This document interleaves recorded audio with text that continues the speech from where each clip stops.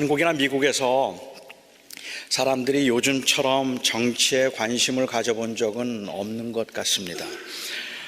정치에는 전혀 관심을 보이지 않던 제 아내마저도 어떤 날은 아주 밤늦은 시간까지 청문회 했던 장면을 시청하는 것을 보면 일반 사람들의 열기와 관심을 제가 알 수 있습니다. 아마 옛날과는 달리 이 청문회도 언제 어디서나 볼 수 있도록 되었기 때문에 더욱 사람들이 관심을 갖고 볼 수 있게 되는 것 같기는 합니다. 근데 저만 그런 건지는 모르겠지만 이 청문회를 보다 보면 국회의원들이 자주 하는 말들 중에 굉장히 혼란스러운 말이 하나 있습니다. 국민이라는 말입니다. 국회의원은 국민을 대표하는 것이니까 당연하다 싶기는 한데 국민이 그걸 좋아하겠습니까? 그게 국민의 뜻이 아닙니다.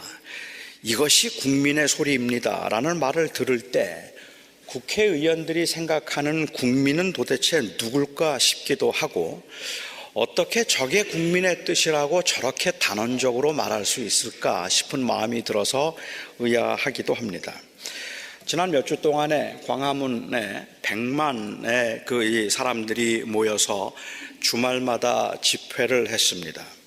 어떤 사람은 마치 그 100만이 국민을 대표하기라도 하는 듯이 이게 바로 국민의 소리다라고 그렇게 말합니다.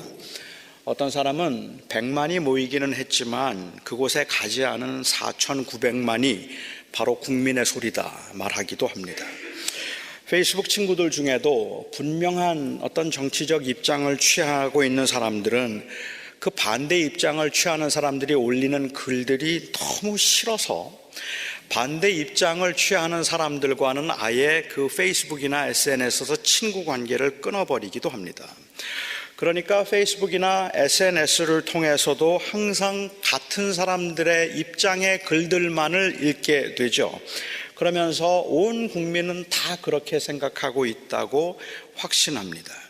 누가 국민입니까? 국민의 뜻을 도대체 어떻게 알 수 있습니까? 국민의 뜻이 무엇입니까? 국회의원들은 국민의 한 사람이기는 하고 국민을 대표하기는 하지만 마치 자기 자신이 곧 국민이라도 되는 듯이 자기의 입장과 생각을 국민의 입장과 생각이라고 말하는 것 같을 때 그 입장에 동의할 수 없는 사람들은 아주 많이 불편해하게 됩니다. 그런데 기독교인들은 사실은 이런 이 모호함에 아주 익숙해져 있어요. 모두들, 교회 다니는 사람들, 열심히 믿는 사람들, 교회에서 좀 일을 하는 사람들은 다 하나님의 뜻이라고 말하지만 사실은 자기의 생각과 뜻을 하나님의 뜻이라고 합리화시키는 것 같아서 다른 사람들의 그 입장이나 생각에 동의할 수 없는 사람들로서는 이게 하나님의 뜻입니다라고 말할 때 황당하기 이를 데 없습니다. 대부분의 사람들이 동의할 수 없는 아주 모호한 전제 위에서 논리를 전개하는 것만큼 모순된 것은 없습니다. 논리를 전개하려면 모든 사람들이 동의할 수 있는 팩트이거나 아니면 대체로 동의할 수 있는 어떤 사실이 가까운 것에 근거해서 논리를 전개하는 법인데 모두가 다 동의하지 않는 그러한 그 전제 위에서 논리를 전개할 때 그때 사람들은 굉장히 혼란스럽죠.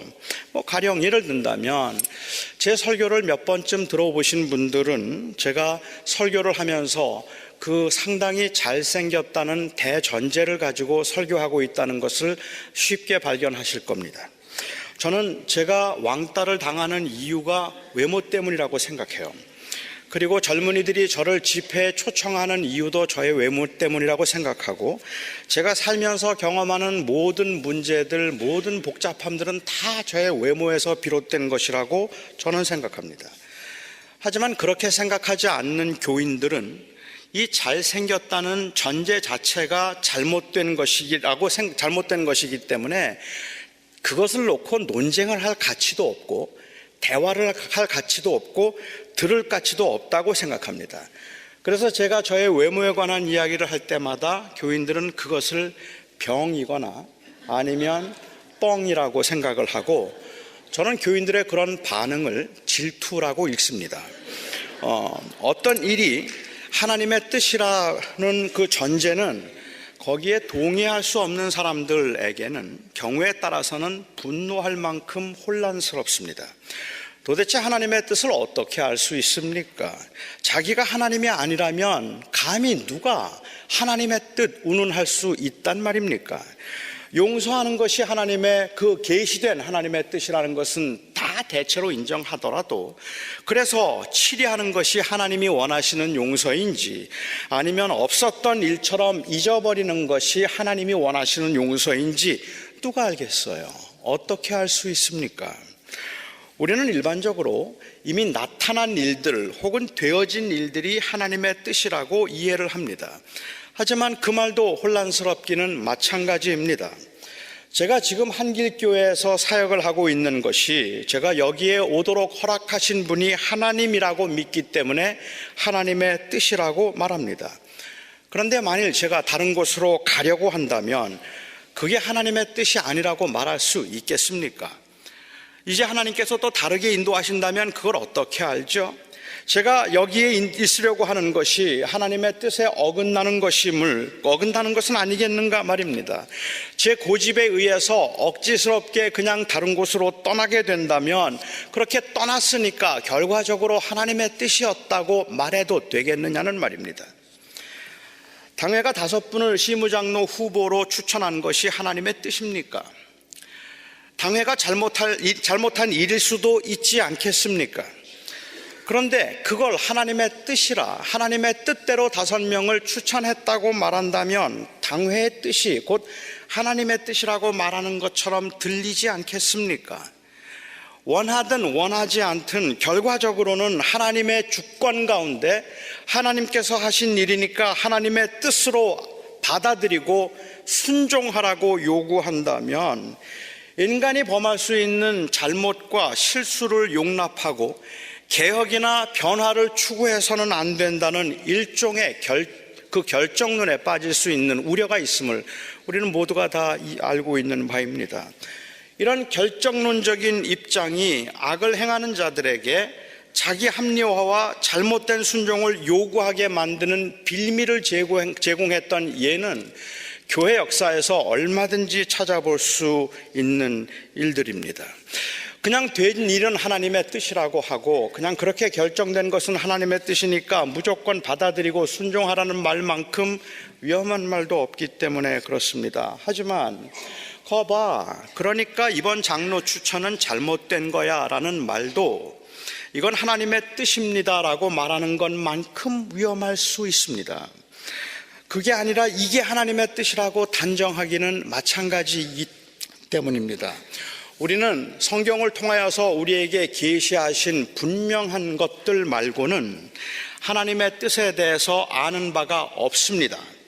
그러니까 우리의 삶의 현장에서 벌어지는 일들 중에 이것이 하나님의 뜻이라고 단정지어서 말할 수 있는 것은 거의 없다고 말하는 게 맞다는 말입니다. 우리는 이게 하나님의 뜻입니다라고 말하고 이렇게 된 일이 하나님의 뜻이라고 그렇게 말하지만 그 말은 조금 조심스럽게 해야 될 필요가 있다는 거죠.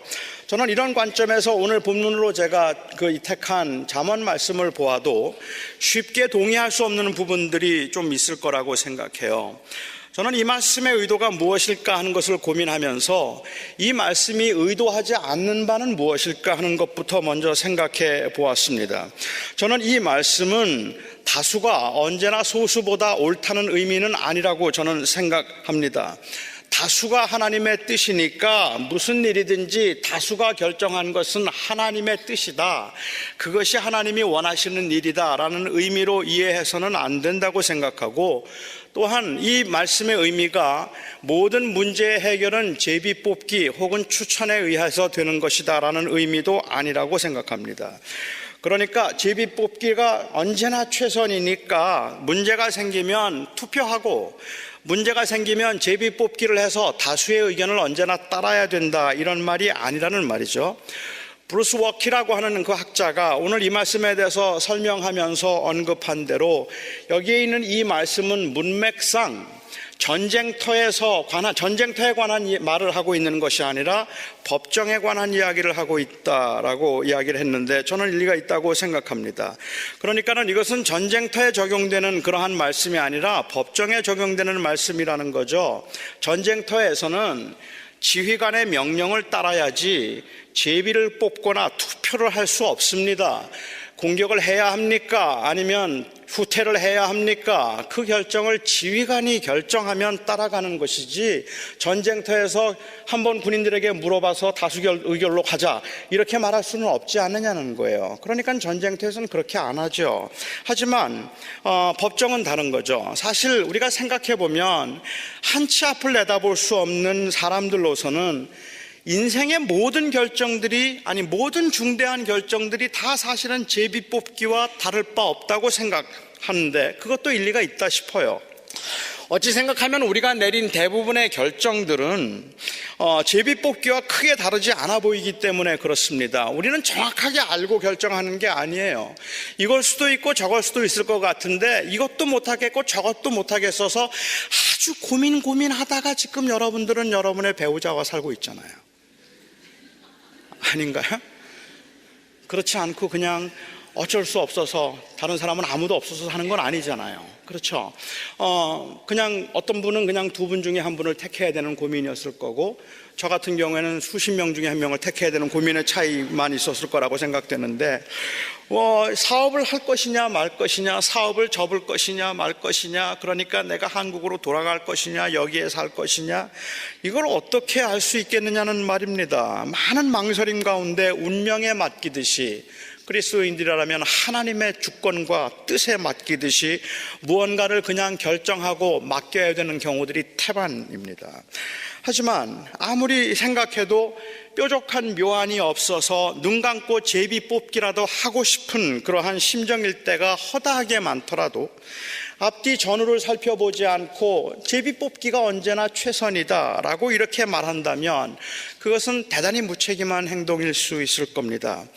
오늘 본문의 말씀은 사실은 이런 불확실함 가운데서 어떻게 해야 할지 몰라서 하나님의 뜻을 찾고 있는 장면이 아니라 오히려 법정에서의 이 문제이기 때문에 오늘 이 말씀 본문은 확신과 소신이 있는 경우에 관해서 말하고 있는 겁니다. 그러니까 어떻게 할 줄을 몰라서 하나님의 뜻이 무엇일까를 묻는 게 아니라 이게 하나님의 뜻입니다라고 말하는 그 사람들 사이에서 지금 이 말씀을 다루고 있다는 거죠. 17절 말씀부터 한번 보겠습니다. 17절을 보면 송사에서는 먼저 온 사람의 말이 바른 것 같으나 그의 상대자가 와서 밝히느니라. 이 말씀은 이런 의미입니다. 분쟁이 생겼어요. 그래서 재판이 벌어졌습니다. 한 사람이 자기가 당한 억울한 그러한 사정을 호소합니다. 그의 억울함에 관한 이야기를 들으면서 거기에 있던 사람들은 어떻게 그럴 수 있느냐고 분노하죠. 그리고 그를 동정합니다. 그 억울함에 관한 이야기를 들으면서 세상에 이런 일을 당할 수도 있느냐고 막 화를 내기 시작한 겁니다. 이미 판결은 이미 내려진 듯 합니다.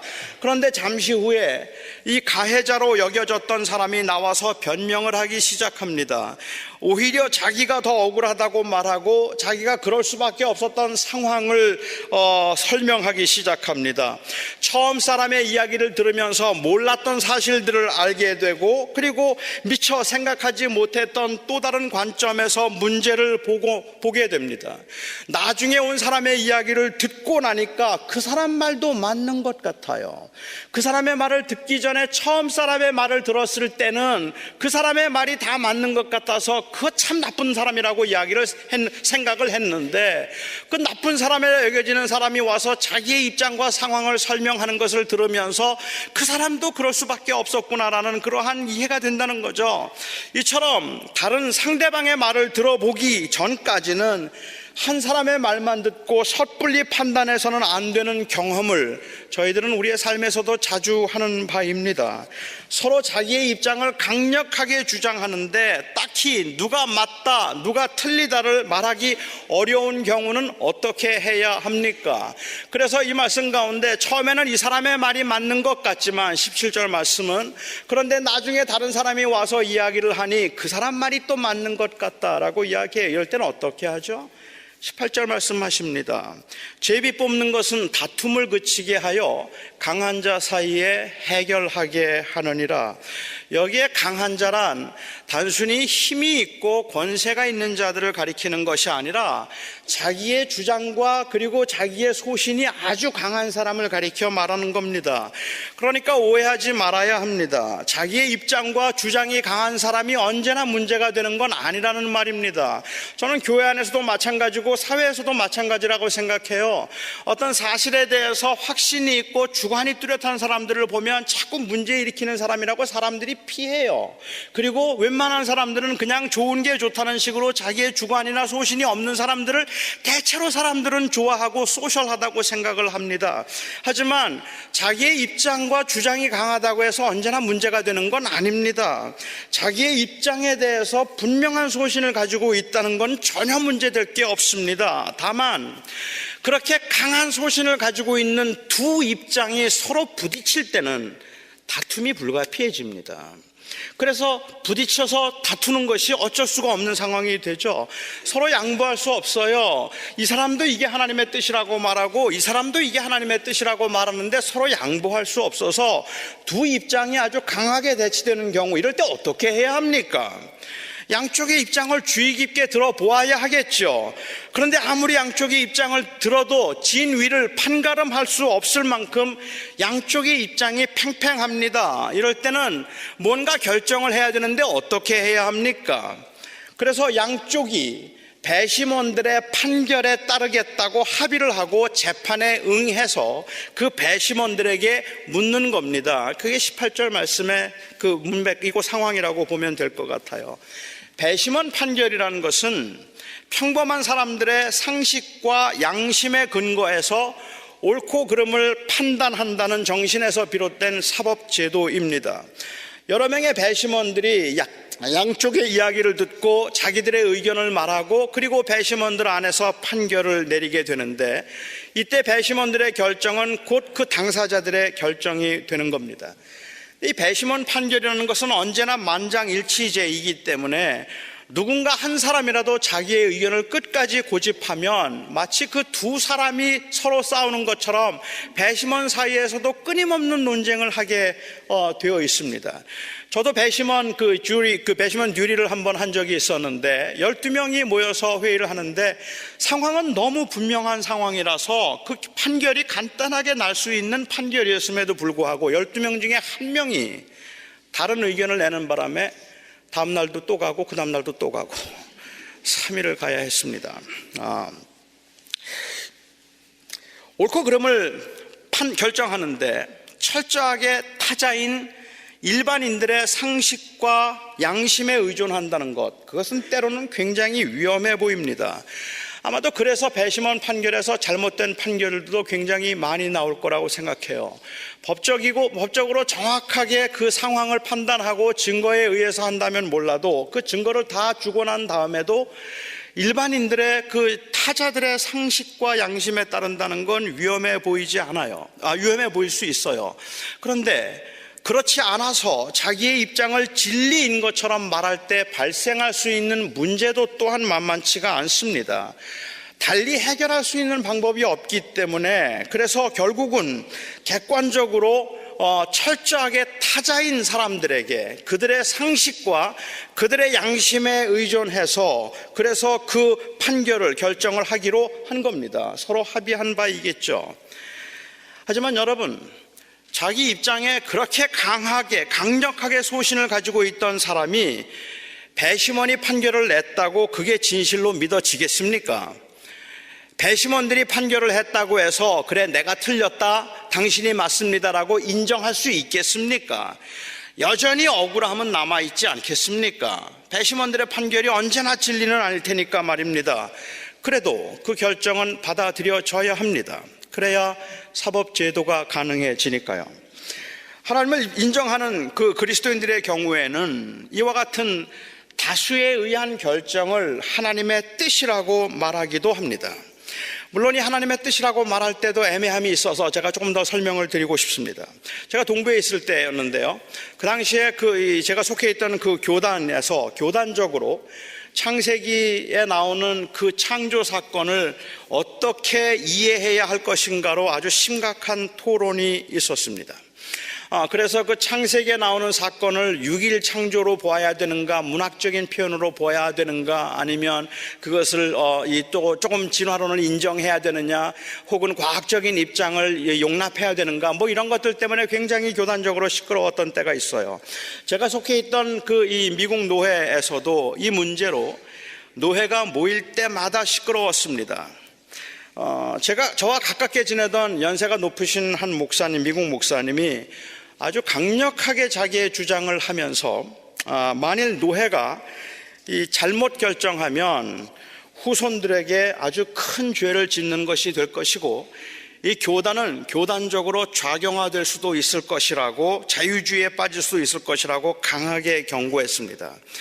그분의 입장은 교리적으로 이것은 너무너무 심각하고 위험한 문제이기 때문에 절대로 양보해서는 안 된다는 입장이었습니다. 그래서 한 1년 동안을 그렇게 아주 강력하게 토론을 하고, 또 심한 이 말싸움 비슷한 말도 오고 간 후에 1년 논쟁을 하고 결국 투표하기로 했습니다. 투표에서 그 목사님의 주장이 부결되었습니다. 투표 결과가 나오고 난 다음에 이 목사님은 여전히 어떻게 반응할 수 있었을까요? 이런 노회는 썩었고 병들었다고 노회를 탈퇴해버릴 수 있습니다. 그렇지 않다면 내가 이 노회에 남아서 끝까지 싸우겠다고 항거하고 계속해서 문제를 일으킬 수도 있습니다. 투표 결과가 다 나오고 난 다음에 이 목사님은 일어서서 자기 신상 발언을 했습니다. 나는 여전히 이 결정이 하나님이 기뻐하시지 않는 결정이라고 확신합니다. 하지만 하나님께 어떤 계획이 있는지 모르기 때문에 나는 이 결정을 받아들이고 따르겠습니다. 다만 제가 후손들에게 부끄러운 사람으로 남고 싶지는 않습니다. 노회의 기록에 저는 끝까지 반대했었다는, 나 아무개는 끝까지 여기에 반대했었다는 기록은 남겨주시기 바랍니다. 그리고 그분은 그 노회에서 그 문제에 대해서, 그 일에 대해서 더 이상 문제를 일으키지 않고 사실은 아주 충성스럽게 제가 여기 올 때까지 함께 있었습니다. 이 사건은 제가 하나님의 뜻을 이해하고 하나님의 뜻에 따라 순종한다는 것, 혹은 그 결정에 따라 행동한다는 게 무엇인가 하는 것을 이해하는 데 굉장히 많은 도움이 되었습니다. 하나님의 뜻이라고 그 기꺼이 승복할 수 없는 일들이 우리 주변에는 정말로 자주 일어나는데, 이걸 자꾸만 하나님의 뜻이라고 말할 때 우리는 너무 혼란스럽다는 말입니다. 그걸 어떻게 감히 하나님의 뜻이라고 말할 수 있는가 싶다는 거죠. 2016년도에 한길교회가 재정사태로 인하여서 온 교인들이 아파하고 힘들어했는데, 2016년 재정사태가 하나님의 뜻입니까? 그걸 하나님의 뜻이라고 말해도 되겠습니까? 여러분들의 사랑하는 아들, 사랑하는 딸을 하나님께서 먼저 데려간 것이 하나님의 뜻입니까? 여러분들의 사업이 잘못되어서 지금 그야말로 불경기에 꼼짝도 하지 못하게 생겼고, 이제 완전히 다 접어야 되거나 아니면 정리를 해야 되는 상황에 처해 있는데, 그게 하나님의 뜻입니까? 저는 하나님의 뜻이라고 말한다면 이 하나님의 뜻에 오해가 좀 있겠다 싶었습니다. 일반적으로 그게 하나님의 뜻이라고 말할 때 사람들은 그걸 하나님이 기뻐하고 원하신 것이라는 의미로 받아들입니다.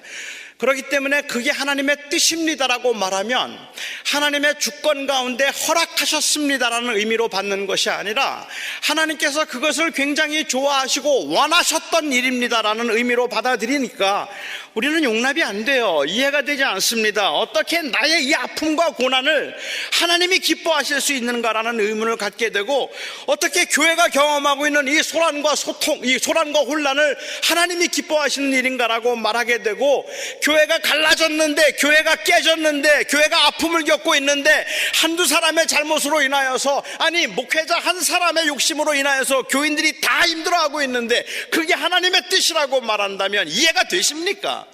받아들일 수가 있겠는가 말입니다. 그럼에도 불구하고 그 일을 허락하신 것이 하나님이라고 한다면 그것 역시 하나님의 뜻이라고 불러야 할 것입니다. 그러니까 하나님의 뜻이라고 받아들일 때 그 결정이 하나님이 원하셨다는 의미가 아니더라도 하나님의 섭리가 있었다는 의미일 수 있음을 인정하는 것이 중요하다는 말이죠. 다시 말하면 이게 옳다고 생각해서 받아들이거나 그렇게 결정되었기 때문에 언제나 옳은 것이 아니라 그게 잘못된 일이라 할지라도 하나님이 허락하실 수 있다는 가능성을 인정하는 겁니다. 사실 이미 되어진 모든 일이 하나님의 주권 가운데 되어진 일이라서 하나님의 뜻이라고 말할지라도 그것을 통해서 하나님이 원하시는 것이 무엇인지는 알 길이 없습니다. 허락하셨다는 말은 원하셨다는 말은 아닙니다.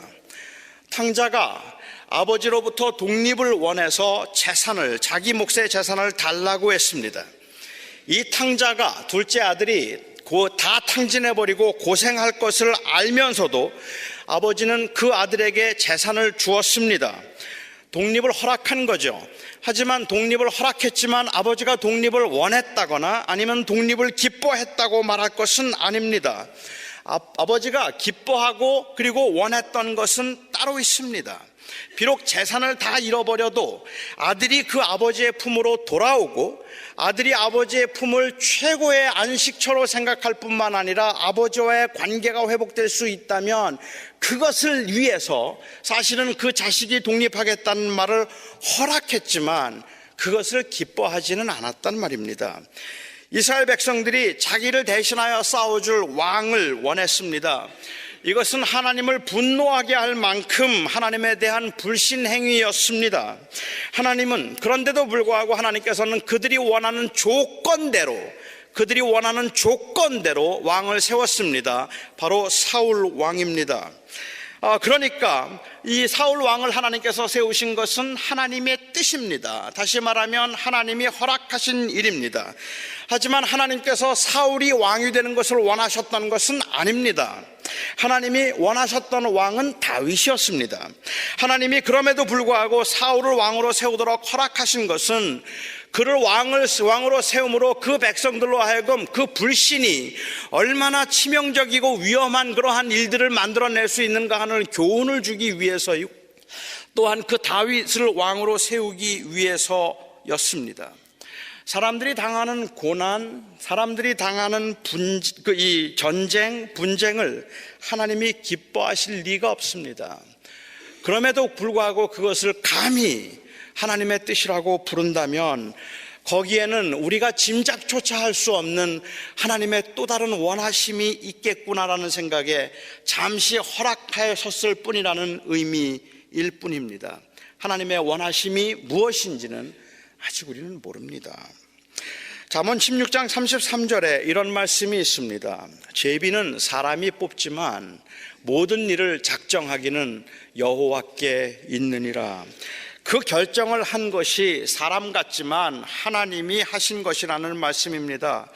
모든 일을 하나님이 작정하신 대로 되는 것이라면 제비 뽑기는 무슨 소용이 있겠는가 싶기도 합니다. 어차피 제비 뽑든 안 뽑든 하나님의 뜻대로 다 되어질 일일 테니까요. 저는 애매할 수도 있지만 이렇게 말씀드리겠습니다. 하나님이 우리에게 요구하시는 것은 하나님의 뜻을 아는 것이 아니라 하나님의 뜻에 열려 있는 것입니다. 다시 말하면 이것이 하나님의 뜻입니다라고 말할 수 있는 그러한 것들이 사실 우리의 삶 속에 그렇게 많지 않아요. 많지 않지만 하나님의 원하심이 어디에 있든지 주님께서 그 원하심이 이루어지기를 바라는 그러한 그 열림, 이것이 바로 하나님의 뜻을 대하는 우리의 자세입니다. 이것이 하나님의 뜻이라고 단정지어서 말하기보다는 야고보서가 강조하는 것처럼 Dio volente, Lord's willing, 하나님이 허락하시면, 하나님의 뜻이라면 이런 열린 마음이 항상 필요하다는 겁니다. 결정된 상황에서도, 주어진 상황에서도 내가 원하는 대로 그 일이 진행이 되어서 내가 원하는 대로 그 사업을 내가 할 수 있게 되었고 내가 원하는 대로 그렇게 돈을 벌었다고 할지라도, 그러니까 이건 하나님의 뜻이라고 무조건 하나님이 기뻐하신다고 좋아할 것이 아니라 우리는 그 가운데서 하나님이 여기에서 원하시는 것은 무엇일까에 항상 열려 있어야 하는 겁니다. 여전히 하나님의 계획과 하나님의 원하심을 우리가 알 수가 없어서 답답하지만 하나님이 우리의 삶에 깊은 관심을 가지고 우리를 인도하고 계신다는 확신이 있다면 맡기고 기다림이 필요하고 지속적으로 하나님의 원하심이 어디에 있을까를 살펴봄이 필요합니다. 자기 합리화를 위해서 하나님의 뜻을 함부로 말하고 마치 다 알고 있는 것처럼 결과만 놓고 하나님이 승리하게 하셨다고 단정짓는 것은 바람직하지 않습니다. 원하는 대로 되지 않는 일도 겸손하게 그리고 겸손하고 또 순종하는 마음으로 받아들이는 것은 내가 생각했던 것이 틀렸음이 드러났다는 억지스러운 인정 때문에 그런 것이 아니라 비록 다수의 결정이 잘못된 결정이라 할지라도 거기에 하나님이 우리가 알지 못하는 하나님의 계획과 하나님의 뜻이 있을 것이라는 하나님의 주권에 대한 신뢰 때문에 받아들이는 겁니다. 그리고 우리는 그 안에서 또다시 개혁을 이야기하고 또다시 바른 것들을 하나님의 뜻이 하나님의 원하심이 무엇일까를 지속적으로 찾아가야 하는 겁니다. 최선을 다하지만 그리고 결과에 언제나 만족할 수 없지만 그래도 하나님이 역사의 주인이며 우리 인생의 주 되시기에 하나님의 원하심에 우리의 마음이 항상 열려 있어서 하나님의 원하심만 따라서 살 수 있으면 좋겠습니다. 일어난 일들을 받아들이고 순복하는 것보다 더 중요한 것은 하나님의 원하심이 우리의 원함이 되는 것입니다. 저는 25년 목회를 하면서 나름대로는 바르게 한다고 애를 썼고 그리고 나름대로는 열심히 한다는 것에 초점을 맞추겠다는 생각을 해보았습니다. 그런데 돌아보면 제가 나름대로 열심히 한다는 그 생각만큼 제 안에는 분노가 있었습니다. 그리고 제가 그렇게 생각하는 그만큼 제 안에는 불만이 가득했습니다. 왜냐하면 사람들이 어떻게 이걸 모를 수가 있느냐는 말이에요. 어떻게 이렇게 하지 않느냐는 말이에요. 분명히 내가 맞는데 내가 옳은데 왜 이렇게 하지 않는가라는 그 생각이 내가 옳다는 확신이 있는 그만큼 못마땅하고 불만스럽고 불평이 있었다는 말입니다. 그런데도 내가 원하는 대로 되어지지 않는 그 상황에서 마치 내가 하나님이라도 되는 것처럼 내 원하는 대로 되지 않았으니까 하나님의 뜻이 이루어진 것이 아니라서 이건 잘못됐다고 말하는 게 아니라 내가 알지 못하는 하나님의 또 다른 계획이 있겠구나라는 생각을 하면 그러면 그 앞에서 기다리는 거죠. 그 앞에서 기다려야죠. 그리고 하나님께서 하시는 선하신 일들이 드러날 수 있기를 위해서 내가 이제 무엇을 해야 될까를 생각해야 되지 않겠습니까? 하나님이 허락하신 일은 언제나 하나님이 원하고 하나님이 기뻐하셨던 것은 아니었지만 그것을 허락하심으로 하나님께서 궁극적으로 원하셨던 것이 틀림없이 선한 것이었을 거라는 그 믿음이 우리에게 만일 있다면 지금도 우리의 고백은 그냥 주의 뜻이 이루어지이다 하는 그겁니다. 주의 뜻이 이루어지이다. 제비 뽑기 혹은 투표의 결과에 순종하는 건 다수의 의견이 언제나 소수의 의견보다 옳기 때문도 아니고 그 다수의 의견이 하나님이 기뻐하신 것이라는 그러한 일 때문도 아닙니다. 거기에 우리가 순종하는 것은 그와 같은 결정 뒤에 하나님의 섭리가 있겠다 싶기 때문입니다. 때로는 억울함에도 기다릴 수 있고 때로는 목숨을 걸고 싸우다가도 양보할 수 있고 때로는 이건 절대 아니라는 확신이 있음에도 상대방의 입장을 받아들일 수 있을 만큼 하나님의 원하심에만 우리의 마음이 열려 있었으면 좋겠습니다. 그래서 이게 하나님이 원하시는 뜻이다 확신을 무시해서도 안 되겠지만 죄와 잘못을 합리화시키는데 하나님의 뜻을 사용해도 안 되고 내가 원하는 대로 이루어지지 않아서 하나님의 뜻이 이루어지지 않았다고 말해도 안 됩니다. 사람들이 경험하고 있는 고난이나 어려움을 우리가 너무 쉽게 그게 하나님이 기뻐하신 뜻이라고 말해도 안 되지만 또한 아니라서 너무 쉽게 불평해도 안 되는 겁니다. 하나님이 기뻐하지 않아도 하나님이 허락하신 일이 있겠다 싶기 때문입니다. 우리는 모든 경우에 하나님의 선하심을 의지하고 우리의 마음을 살펴서 하나님의 원하심에 순종하기만을 하나님의 원하심에 순종하기만을 기뻐해야 할 것입니다. 저와 여러분의 주변에 벌어지는 그 많은 일들을 보면서 마음이 답답하기도 하고, 그리고 또한 억울하기도 하고, 왜 하나님은 나에게 이런 시련을 주실까? 왜 하나님께서는 나에게 이런 가시를 두셨을까? 왜 하나님께서는 도대체 내 인생이 이렇게 꼬이게 만드셨을까?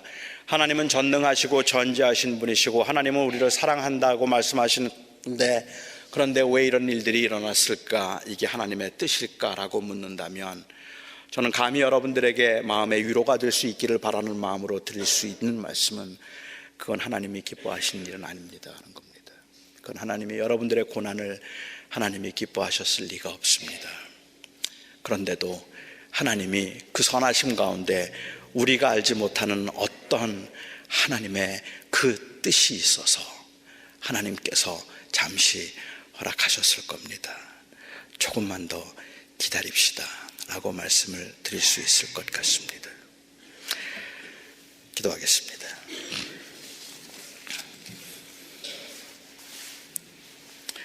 나의 아버지 하나님, 저희들은 어떤 게 하나님의 뜻인지 모르겠고, 우리가 경험하는 일들을 하나님께서 왜 허락하셨는지도 잘 모릅니다. 우리는 지금 이 시간도 그냥 하나님의 선하심만 믿습니다.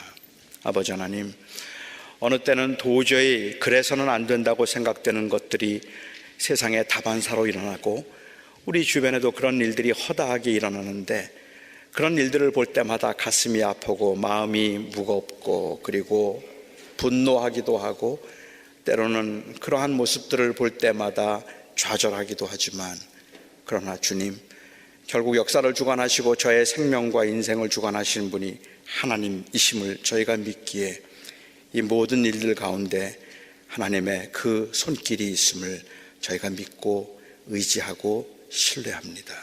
하나님, 저희들을 붙들어 주셔서 오늘도 우리의 마음속에는 그냥 되어진 일에 대한 무조건적인 순응보다, 아니면 되어지지 않은 일에 대한 무조건적인 불만보다, 이 모든 상황에 하나님의 원하심은 어디에 있을까를 살펴보며 그 하나님 앞에 설 수 있게 하여 주시옵소서. 예수님의 이름으로 기도합니다. 아멘.